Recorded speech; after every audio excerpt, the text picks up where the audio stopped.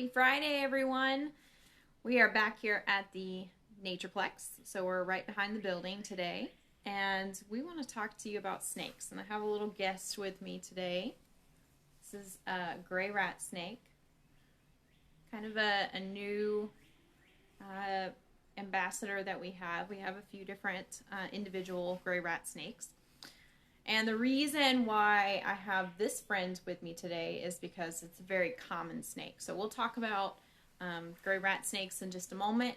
But first, springtime. Spring is the time in which we get a lot of phone calls, or we hear a lot of people talking about that they're starting to see snakes, or people who are concerned because they've heard from other people that spring is the time for snakes. So as we know, snakes are ectothermic animals, and so that means cold-blooded. So it means that they need to use their behavior and things to stay warm. So either go into a nice warm sunny spot, or conversely to cool off, to go underground or something like that. And so because of this, during the winter time, a lot of our native snakes are going to go underground and find a nice place to stay sheltered during the winter, and they're gonna actually basically shut down a little bit. So something called brumation. They don't do true hibernation like mammals. So that means that on a nice sunny day in the wintertime, you might actually see snakes come out, and they're gonna go look for food or maybe bask and warm up. But right now, since the sunny days are becoming more and more frequent, we're starting to see snakes get out and look around, and if they've been hiding all winter long, then they're probably going to be hungry, and so they're just looking for food. Now, it's important to note that you are not the food that they are looking for. So, like this guy right here, he's going to eat mice, mostly at this size. Now, when he gets bigger, he can eat some rats, but he's mostly going to eat mice.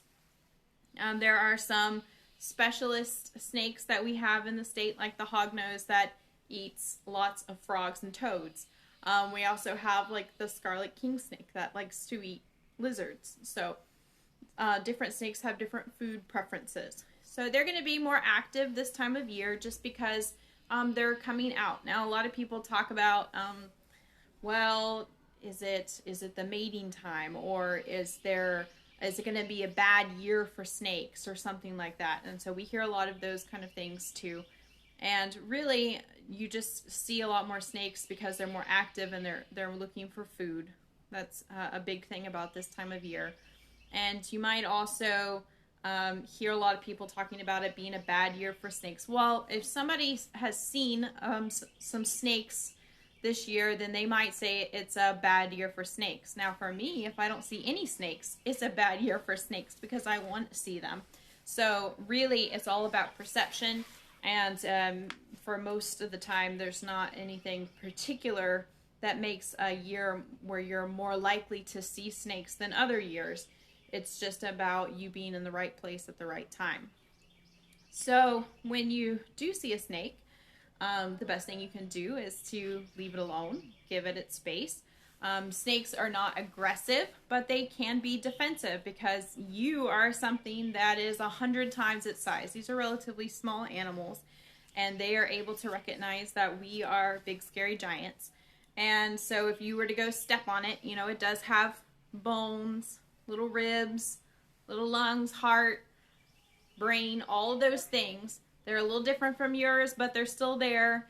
And if you step on this animal, then you're going to hurt and injure it, and it's very well aware of that. And so you might see snakes giving defensive behaviors, and that's their way of telling you to go away. So some of these defensive behaviors might be coiling up. So this gray rat snake, for instance, will coil up, make himself look really big, might hiss at you, might rattle its tail, even though it's not a rattlesnake, and he can even flatten out its head.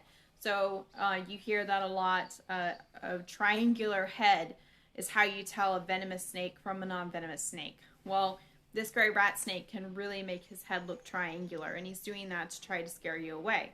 We also have a snake like the coral snake that doesn't have those big glands that make its head look diamond-shaped or triangular. So there's no good trick I can tell you to differentiate the different snakes. We have about 50 snakes in Alabama, and 6 of them are venomous, and I would suggest that you learn about them if you're really interested. If you're just concerned about snakes that are in your yard, the best thing you can do to stay safe is to leave the snakes alone. Now, I say that because the majority of venomous snake bites happen when people are killing a snake. So that puts you in the most danger because the snake recognizes that it's in danger, and so it's going to try to defend itself. So, staying away, giving a snake its space. If you don't want snakes to come in your yard for whatever reason, the best thing you can do is to make sure it doesn't have a great habitat there. So that's cleaning up your yard, making sure you're not inviting the pests that it wants to go eat, like rats and mice. So if you leave food out or have places for rats and mice to hide and hang out, well, then you're going to have their predator come too. So areas like brush piles, or if you have a shed or something like that, and there's lots of places for animals to hide, that's things that you can clean up to eliminate snakes. Killing the snake that you see is not going to stop another one from coming if you have great habitat. So you're not really doing anything. You're just putting yourself in danger. And these are very useful animals. They help control a lot of pest species, including pest species that transmit diseases to humans. So like rats and mice, they can transmit diseases to humans. Rats and mice also carry ticks on them. Ticks transmit diseases, and so when snakes eat rats and mice, they also eat the ticks that carry the diseases as well. So in certain studies, they found that areas that have more snakes have less instances of tick diseases transmitted to humans. So I'm going to give you a couple of resources. If you're concerned about snakes, I highly recommend that you check out these resources. The first is Alabama Reptile and Amphibian ID and Education. It's a Facebook group. I highly recommend this Facebook group. There are some amazing people on there that are experts in their field and can help you identify snakes or learn more about them, or things that you can do if you encounter a snake. It is a fantastic resource. The other thing that I recommend is this book. So this is called The Secret of Snakes, The Science Beyond the Myths. It's by David Steen. And this book is fantastic. It's a very short book. It's easy to read. And it goes through some of the common myths and misconceptions about snakes. And it can help you learn a little bit more about these guys that you live with in your area. And a lot of myths that we hear very commonly are covered in this book by someone who does this for a living. So I highly recommend this resource because it is fantastic. And if you are worried about snakes, if you're one of those who thinks that the only good snake is a dead snake, or I don't want snakes in my yard because I have dogs and I have kids and things like that, then you should learn more about them. And that's how you can truly be safe. And between this and the Facebook group, they're fantastic resources. So, give you a close look at my little gray rat snake friend here.